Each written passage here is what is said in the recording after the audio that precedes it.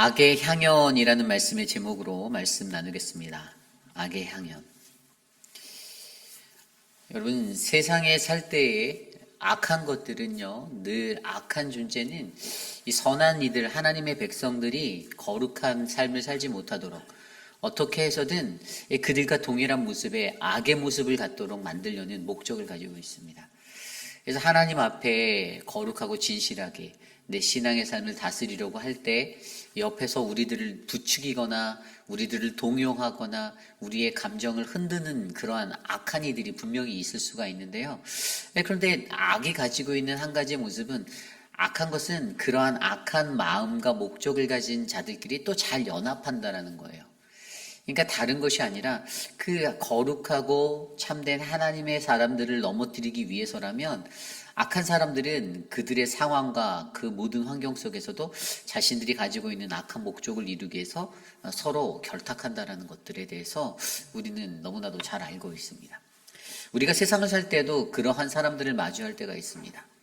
이 악이라는 것이 지조 없이 늘 상황에 따라 바뀌다 보니까 서로 관계가 나쁠 땐 나빴다가도 자신들의 악한 목적에 맞으면 어떻게 되죠? 다시 동지가 되어요. 한편이 되어요. 인간의 아주 연약한 속성 중에 하나입니다. 어제의 적군이 내일의 동지가 되고 그렇게 악한 연대를 이뤄서 나아가는 모습들이 우리가 살아가는 이 세상 속에서도 사람들 속에 드러나고 나타나게 됩니다.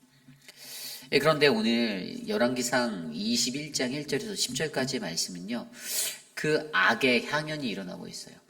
악한 모습으로 살아가는 자들이 또 다른 악을 만나게 될 때 그것이 어떻게 나오나, 이 악이 가지고 있는 모습들에 대해서 오늘 말씀으로 함께 살펴보려 합니다. 우선 첫 번째는요, 악의 향연 첫 번째 말씀은요, 바로 하나님의 신앙을 저버린다입니다. 하나님의 신앙을 저버린다. 조금 다른 말로 하면요, 하나님의 것으로 자신의 욕심을 내려고 한다라는 것입니다. 하나님의 것으로 자신의 욕심을 낸다. 오늘 말씀은요, 나봇의 포도원의 이야기예요. 저와 여러분이 한 번쯤은 들어봤을 법한 이야기입니다. 근데 이 포도원이 왕의 마음에 들었습니다. 북이스라엘의 아합 왕의 눈에 너무나도 마음에 들었어요. 그 포도원이 너무나도 생산력이 좋고 아주 가치가 있는 그러한 땅이어서가 좋았던 게 아니라 그저 한 가지 이유는요, 오늘 말씀 1절에 나온 대로 이스라엘의 왕 아합의 왕궁에서 가깝다라는 이유 하나였습니다. 아합 왕이 그 땅을 가지고 싶었어요. 그 포도밭을 가지고 싶었어요. 그리고 그것을 뭐로 바꾸려고 합니까? 채소밭으로 바꾸려고 하였습니다. 그러니까 포도에 대한 생산력은 자신의 눈의 초점이 아니었어요. 생각이 아니었습니다. 그의 눈에 두었던 것은 내 왕궁에서 가까운 저 땅이 포도밭이 아니라 그냥 채소를 심어서 더 유익하게 내가 잘 경작하고 가꾸고 싶다라는 그 인간적인 욕심이 그의 마음에 있었습니다. 그래서 나봇의 포도원 주인에게 그 땅을 나에게 줘라. 그냥 달라는 것도 아니고 적정한 대가를 주고 그것에 대한 값어치를 더 잘 쳐줄 테니까 돈으로 얼마든지 주겠다. 그러니 나에게 넘겨라. 그런데 오늘 그러한 그의 요청을 나봇이 거절합니다. 오늘 말씀 3절입니다.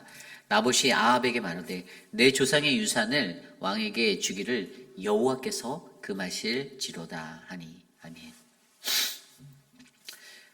오늘 아합 왕에게 나봇이 말하는 것의 한 가지는요, 여호와께서 금하실 거라는 거예요. 내가 거절하는 이유가 하나님께서도 원치 아니하시는 거다라는 확신이 있기 때문입니다.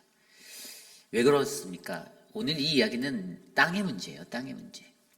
여러분, 하나님께서 이스라엘 백성들을 출애굽시키시고 가나안에 들어가서 정복할 땅들을 주실 때 그들이 어떻게 했습니까? 제비를 뽑아 땅을 분배받았죠. 하나님이 주셨습니다. 그들에게. 아직 전쟁을 치르기 전이었지만 이것은 하나님이 그들에게 약속하여 주신 반드시 너희에게 주리라 하신 땅이었습니다. 그런데 그때 그들에게 그냥 땅을 주셨을까요? 아니요. 법으로 이 땅이 어떠한 땅인지 땅에 대한 정확한 원리를 가르쳐 주셨어요. 그것이 레위기 25장 말씀입니다. 레위기 25장에 보면요, 25장 23절에 토지를 영구히 팔지 말 것은 이라고 나와 있습니다. 그러면서 토지는 다 내 것이니라. 여러분, 땅은 누구의 것입니까? 하나님의 것입니다. 솔직히 말해서 오늘 아합 왕이 하였던 경제적 원리는요, 세상 속에서는 아무런 하자가 없는 거예요. 내가 저 땅을 갖고 싶어. 그래서 딜을 했어요. 야, 내가 좋은 가격에 살게. 너에게 적절한 보상 그 이상의 것 내가 만족하도록 줄게. 가능한 이야기입니다. 세상적인 법칙에서 땅을 사고 파는 논리가 그 땅의 소유주가 됐다라면 그게 뭐가 문제가 있겠습니까? 그런데 이 땅에 살아가는 세상 사람들이 놓치는 한 가지가 이 땅이라는 것은 애초에 영구히 하나님의 것이라는 것입니다. 사람에게 그러면서 무엇을 줬냐면 오직 그 땅을 경작할 수 있고 소작할 수 있는 그 거류민으로서의 그 역할만 그때 행하여 주셨어요. 그래서 너희는 거류인이요 동거하는 자로서 나와 함께 있다라고 레위기 25장 23절 말씀에 나와 있습니다.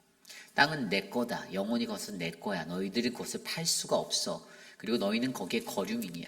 이 거류민이라는 단어가 아까 좀 전에 제가 말씀드린 그냥 소작농의 역할이에요. 그러니까 하나님께 분배받아서 그것을 경작하고 소작하는 그 권리와 그 책임과 의무만 받았지 너희가 이것을 영구히 가질 수는 없다는 것입니다. 그래서 여러분 거기에서 멈춰지는 것이 아니라 이 땅에 대해서 이야기하시면서 또 어떤 법을 말씀해 주시냐면 이게 영구히 팔지 못하는 거기 때문에 24절 말씀에는요, 너희 기업의 온 땅에서 그 토지를 무르기를 허락한다라고 말했어요. 이게 뭔 얘기냐면 경작하는 사람이 급전이 필요해요. 너무 어려운 상황이 닥쳤어요. 그럼 그 땅을 누군가에게 이렇게 맡기고 돈을 빌릴 수 있는 그런 어떤 돈을 빌리거나 이런 거로 쓸 수는 있다라는 거예요. 그런데 겉으로는 그거는 그 생명을 살리기 위한 하나님의 방법이었지 그 땅의 소유권이 넘어가거나 다른 이 땅의 사람들의 존재가 되는 것이 전혀 아니라는 거예요. 그래서 그렇게 빚을 진 자가 땅을 잡히고 빚을 진 자가 생기게 되면 그 뒤에 말씀에 어떠한 일을 이야기해 주시냐면 땅을 물을 수 있는 그 기업을 물을 수 있는 법칙을 몇 개 정해 주시는데 자기가 돈이 생기면 그것을 자기가 물을 수 있는 법도 열어 놓으셨고요. 그리고 28절에 가면 24절의 이후에 보면요. 주변의 사람들이 25절에 주변 사람들이 물을 수도 있다고 합니다. 이게 뭐냐면 자기의 형제나 친척 중에 이웃 중에 자기 기업물을 그 가 안에 들어가 있는 사람들이 그 어려운 딱한 사정을 보고 내가 좀 재력이 있어. 내가 그것을 대신 갚아줄게 해서 물을 수도 있다라는 거예요. 그리고 또 이것도 안 돼. 이 두 가지도 안 돼. 나도 돈이 없고 내 가족들도 내 친지들도 돈이 없어.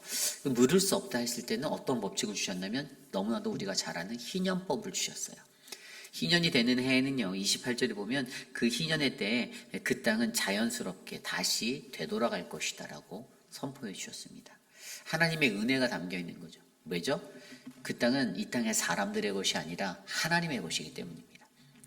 근데 가장 기초적인 이 신앙의 문제를요, 북이스라엘 왕이라고 하는 이 왕이면 어느 정도 신앙의 교육도 받았을 터이고 그 기초 아래서 훈련을 받고 성장하였을 텐데 이 나봇이라는 이 포도원에 이 경작을 하고 있는 이 한 사람보다도 못한 이 신앙의 기준을 갖고 살아가는 거예요. 그리고 거기에 오히려 욕심을 내게 됩니다. 내 눈에 보기 좋은 것, 내가 원하는 것, 갖고 싶은 것. 그래서 어떻게 됩니까? 그냥 말 그대로 아주 기초가 없는 그러한 모습으로 살다 보니까 결국에 이 문제로 말미암아 이들은 죄라는 것들 가운데 또 다른 죄를 범하는 그 수렁에 빠지게 된다는 것입니다. 그리고 4절과 5절 말씀을 한번 볼까요? 4절입니다. 이스라엘 사람 나봇이 아합에게 대답하여 이르기를 내 조상의 유산을 왕께 줄 수 없다 하므로 아합이 근심하고 답답하여 왕궁으로 돌아와 침상에 누워 얼굴을 돌리고 식사를 아니한다. 5절입니다. 그의 아내 이세벨이 그에게 나와서 이르되 왕의 마음에 무엇을 근심하여 식사를 아니하나이까. 아멘. 여러분 이 말씀에서 무엇이 느껴지십니까? 인간이 가지고 있는 이 욕심 때문에 이 비교가 되잖아요. 비교가. 앞서 일어났던 그 사람과 오늘 여기에서 나오는 이 아합과 이세벨의 모습. 그냥 그들 스스로는 자기 스스로는 그냥 아까 3절에서 나온 대로 내 조상의 유산을 왕에게로 주시기를 하나님께 받은 유산, 선조 때부터 내려왔던 하나님의 땅이라는 이 신앙을 가진 그들과 그냥 그것조차 신앙의 기초조차 몰라서 여기 아합과 이세벨이 말하는 것을 보면 그냥 인간적인 근심에 쌓여서 서로 버벅거리고 서로 갈등하고 서로 힘들어하는 이 모습 자체가 얼마나 하나님께서 보시기에는 안타까운 모습인지를 우리로 하여금 알게 한다는 것입니다. 여러분, 그렇습니다. 우리의 삶 속에서도요, 우리가 무엇이 중요한가 하면요, 이 신앙이 빠지면 안 되는 거예요. 신앙이 중요한 거예요. 내가 어떻게 살아갈 것인가는요, 이 신앙, 바로 신앙이 뭐예요? 신앙이 바로 믿음이에요. 믿음. 신앙이 faith예요. 그게 믿음이라는 단어 같은 단어예요. 어제도 말씀드렸잖아요. 여러분, 이 신앙이라는 게 무엇이에요? 이 믿음이라는 것은 소망을 지탱해주는 기초라는 거예요. 하나님의 소망, 히브리서 11장에 나와 있는 그 말씀대로 믿음은 바라는 것들의 실상이다. 내가 소망하는 것들의 실상이라는 단어가 어제 기초를 놓다, 기초라는 단어로 쓰였다고 했잖아요. 그 기초가 우리가 이 땅을 살아갈 수 있는 그 바로 소망이 되는데, 하나님의 약속을 붙잡는 소망이 되고 기초가 되는데, 소망의 기초가 되는데, 그런데 우리들이 이 신앙이 없이 자꾸만 인간적인 것들로 고민하고 생각하니까 내가 이것을 사면 어떻게 나를 더 가꿀 수 있고, 내가 어떻게 더 편할 수 있고, 더 누릴 수 있고, 내가 더 행복하게 있을지, 이러한 것들만을 생각하게 되는데, 결국에는 가장 기초적인 이 하나님의 신앙을 저버리게 되는 우리들의 욕심.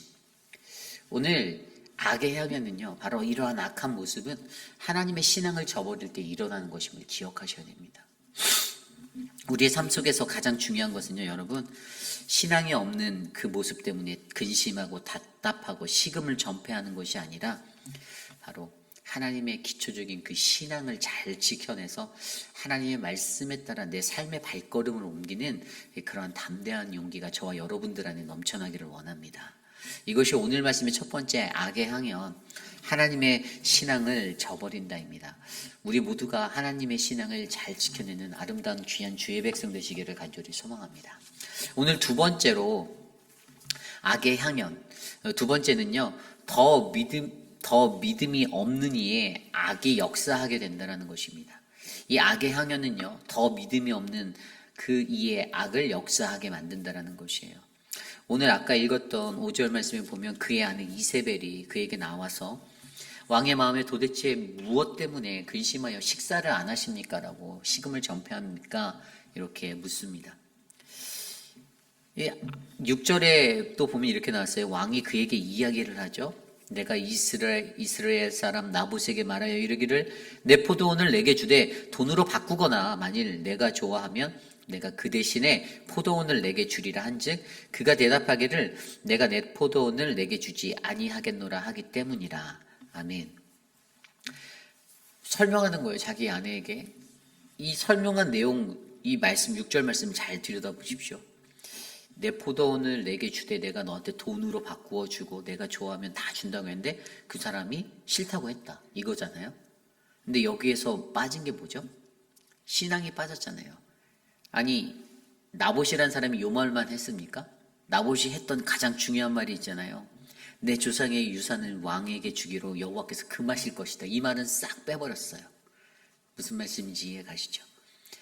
자기 아내에게 이야기할 때요. 자기 아내에게 이야기할 때 핵심은, 정말 중요한 핵심은 빼고 내 입장에서 내게 맞는 말만 전하는 거예요. 여러분, 이게 악한 자들의 속성이에요. 어떤 거죠? 일방향적으로 말하는 거예요. 자기의 위치에서 말하는 거예요. 내게 편한 것으로 말하는 거예요. 악이라는 존재는요, 그렇게 존재해요. 말을요, 정확히 해야죠. 1절부터 끝절까지, 초절부터 끝절까지 그대로 해야지 이게 제대로 된 전달인데, 중간 하면 이 편집의 에디팅의 악마가 드러나게 되는 거예요. 이 말을 부분 전하는 사람들이요. 근데 저는 그러한 사람들을 굉장히 많이 봅니다. 교회 생활 할 때도, 신앙생활 안에서, 이렇게 교회 공동체 안에서도 어떤 집사님들이 말씀하시잖아요. 꼭 일부분만 얘기하시는 분들이 반드시 있어요. 왠지 아세요? 자기가 그 입장에서 말을 해야 되거든요. 근데 저는 그러한 분들 너무 많이 봐요. 그래서 꼭 돌다리도 두들겨 보려고 저는 양쪽을 다 확인합니다. 무조건 다 확인해요. 그래서 앞으로 저한테는 일방향으로 얘기하는 게 소용이 없다는 것들을 좀 잘 아셨으면 좋겠어요. 제가 겉으로는 이러고 넘어가는지 몰라도 뒤로는 다 확인합니다. 왜냐하면 한쪽 말을 그냥 듣고 따라가면 어떤 일이 벌어지게 되냐면 억울한 자가 발생하게 돼요. 억울한 이가 발생하게 됩니다. 그 말 때문에, 말장난 때문에. 그래서 양쪽 말을 저는 다 들어봅니다. 근데 사람이 그걸 악용하잖아요. 인간이라는 것은 한쪽으로 제잘제잘 얘기를 하면, 그게, 그래? 그랬어요? 이게 쏠리거든요. 사람들이 거의 그래요. 그리고 사람들이 담대하지 못해서 다이렉트로 다른 사람한테 확인은 또 못 해봐요.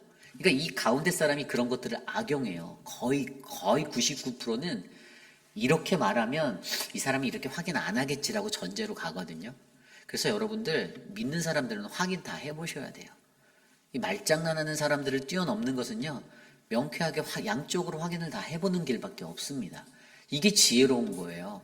약간 번거로울 수도 있겠죠. 근데 한쪽 사람의 말만 듣고 그랬구나, 그 사람이 그렇구나라고 말하는 것은 오늘 여기서 악한 모습을 갖고 살아가는 아합의 모습하고 똑같은 거예요. 아합이 가장 반드시 말해야 할 그 사람이 내 조상의 유산을 왕에게 주기로 여호와께서 하나님께서 금하실 것이다라는 이 말을 해야지. 이 말은 안 하고 내가 다 해준다고 했는데, 더 좋게 잘해준다고 했는데 걔가 거절했어. 안 된대. 그래서 내가 지금 근심에 쌓여 있는 거야. 이렇게 말하는 거예요. 여러분, 악한 모습이요, 이러한 모습으로 우리들의 삶 가운데 젖어들지 않기를 소망합니다. 그렇다면 여기에서 인간적인 논리로 말하고 하나님의 말씀은 싹 빼는 이 악의 원리가 있다면 또 다른 하나의 문제가 있는데, 악한 모습의 것은요, 위선과 무법으로 난무하는 그러한 악한 모습들이 드러나게 된다는 거예요. 이 이야기를 들은 이세벨이요, 어떻게 반응합니까? 7절에 그렇게 말합니다. 그의 아내 이세벨이 그에게 이르되, 왕이 지금 이스라엘 나라를 다스리시나이까? 일어나서 식사를 하시고 마음을 즐겁게 하소서. 내가 이스라엘 사람 나봇의 포도원을 왕께 드리리다 하고. 아니, 자기가 뭔데 내가 왕의 그것을 근심을 풀어주겠다고 말하는 거예요. 이세벨이 도대체 뭔데, 당신이 왕이냐고, 당신은 왕인데 왜 이러고 있냐고, 왕이면 다 할 수 있는데, 세상적인 원리로 접근하는 거예요. 세상적인 권세와 권력으로 왕의 자리를 휘어잡으려는 거예요. 당신이 왕이면 당신 맘대로 다 할 수 있는데 무슨 말이냐고, 내가 그렇게 해주겠다고, 이세벨이 이렇게 인간적인 모습으로 나갑니다. 북이스라엘이라는 나라가 하나님의 나라 아닙니까? 비록 남유다로부터 갈라지긴 했지만 그들은 하나님의 백성이고 하나님의 사람들이었습니다. 그 왕도 하나님이 세우셨던 왕의 기초로 흘러가게 되었어요. 그런데 그들이 하나님의 신앙이라는 것은 1절도 찾아볼 수 없는 그러한 이런 인간적인 모습으로 사니까 어떻게 됩니까? 위선을 부리고 무법이 난무하는 이러한 삶을 살게 됩니다. 그러면서 어떻게 됩니까? 8절에 보면요, 사문서를 위조해요. 아합의 이름으로 편지를 썼대요, 이세벨이. 그리고 인을 치고 봉하여 성읍에 다 보냈습니다. 나봇과 함께 사는 장로와 귀족들에게, 힘 있는 자들에게 이 서신들을 다 보내버렸어요. 사문서 위조까지 하는 이 무법의 현장을 들여다보십시오. 악한 자들은요, 자신의 목적을 이루기 위해서 문서까지 위조하고 하지 말아야 될 선들을 넘어가는 행동들을 너무나도 많이 하게 되는 거예요. 그러면서 공식적으로 금식을 선포하는 게 9절에 나옵니다. 9절 볼까요? 그 편지 사연에 이르기를 금식을 선포하고 나봇을 백성 가운데 높이 앉힌 후에 금식을 선포합니다. 여러분, 하나님의 백성들, 이스라엘이란 나라 안에서 금식이 선포되어지는 것은 무엇을 의미할까요? 이것은 일반적으로 공동체 내에 어떤 악한 문제와 어떤 것들이, 위급한 상황들이 있을 때 그 문제를 놓고 하나님께 기도하기 위해서 공식적으로 금식을 오피셜리 선포하는 그런 모습이었어요. 그런데 여기서는 또 하나님을 믿는 사람인 것 같은 또 모습을 드러내요. 그죠? 금식을 선포했대요. 그런데 그 목적이 뭡니까? 그 뒤에 보면 불량자 두 사람을 그의 앞에 마주에 앉히고 그에게 대하여 증거하기를 내가 하나님과 왕을 저주하였다 하게 하고 곧 그를 끌고 나가서 돌로 쳐 죽이라 하였더라. 무엇입니까? 나봇을 모함하기 위한 가증스러운 모략으로 하나님의 것들을 사용하고 있습니다. 하나님에 대한 신앙에는 기초도 없고 아무것도 드러나지 못하고 인생을 막 살면서 결국에 결정적인 순간에는 하나님을 갖다 끌어들여서 하나님을 믿는 백성인 사람 같이 사람을 모략해서 죽음에 이르게 만든다라는 것입니다. 결국에 나봇을 피고인으로 만들어버렸어요. 그리고 그는 돌로 쳐 죽게 되었습니다. 이게 오늘의 말씀의 이야기예요. 인간이 가지고 있는 이 위선과 무법이 난무하는 이 삶 보십시오. 더 믿음 없는 이의 악이 역사하게 만들었습니다. 아합이라는 악한 존재가요, 더 믿음이 없어 보이는 이세벨이라는 이방의 여자, 그 악한 심령을 통해서 더 큰 악의 죄의 자리로 이스라엘을 끌고 들어갔어요. 이것이 바로 악의 향연이에요. 여러분, 그렇습니다. 우리의 삶 속에서도요, 우리가 믿음 없는 자체로 살 때 우리가 더 믿음 없는 자들을 만나게 된다면 악이 난무하는 일들이 벌어지게 될 것입니다. 그리고 아무렇지 않고 괜찮다라고 별로 아무런 느낌 없이 그렇게 괜찮아, 세상은 원래 그렇게 돌아가는 거야로 그 악을 덮으려고 할 것입니다. 우리들의 삶 속에서 우리가 점검해 보아야 할 것은 내가 하나님 앞에 내가 일방향으로 하나님 말씀을 쏙 빼고 인간적인 논리로 말하고 살고 있지는 않은지, 내가 위선과 무법으로 난무하는 그 삶의 질서를 내가 가지고 필요할 때만 하나님을 끌어들여 하나님을 이용하고 있지는 않은지 점검해보는 우리의 삶이 되기를 원합니다. 그렇습니다. 말씀을 정리합니다. 오늘 말씀 안에서 악의 향연은요, 하나님의 신앙을 저버리는 그러한 자의 모습입니다. 그리고 더 믿음 없는 이의 악을 더 크게 역사하게 만드는 그런 두 가지 모습으로 아합과 이세벨의 모습을 통해 우리가 살펴보았습니다. 이 모든 것은 아까 처음에 말씀드린 대로 하나님의 것으로 욕심을 낼 때, 인간이 하나님의 것을 가지고 욕심을 낼 때 일어나는 악한 자리입니다. 그러므로 믿는 그리스도인들에게 가장 요구되어지는 것은 하나님의 것은 하나님께라는 믿음의 원리가 늘 자리 잡혀 있어야 합니다. 여러분, 저와 여러분이 갖고 있는 우리 모든 것은요, 다 하나님의 것입니다. 내 것이 하나도 없습니다. 여러분들이 아무리 40만 불, 50만 불짜리 집에 살고 계신다 하더라도 결국에 그 집도 다 하나님의 것입니다. 아닌데요, 내 자식의 것인데요, 나 죽으면 자식한테 줄 건데요. 그러지 않아요. 결국에 우리가 이 땅에서 살아가는, 잠깐 머물다가는 이 세상에서는 그저 하나님의 소장민으로서, 거류민으로서 그분의 것을 잠깐 맡아서 관리하고 있는 것입니다. 그것을 기억하셔야 돼요. 그러므로 우리의 인생 가운데 하나님의 것을 날마다 바르게 인정하고 우리의 욕심으로 말미암아 불길같이 일어나는 이 악의 향연이 우리의 삶에서 제거되어지고 우리 공동체에서 끊어내시기를 간절히 소망합니다. 그러한 마음으로 우리 함께 기도드릴 텐데요. 하나님, 우리의 삶에 악과 악의 향연이 끊어지게 하여 주십시오. 그래, 악을 잘 분별하게 도와주십시오. 악한 자들이 나에게 와서 또 쏙닥거리고 나를 넘어뜨리려 할 때에도 하나님, 나는 하나님의 신앙, 그 올바른 신앙 안에서 이 삶들을 잘 감당해내게 나를 도와주십시오. 함께 기도합니다.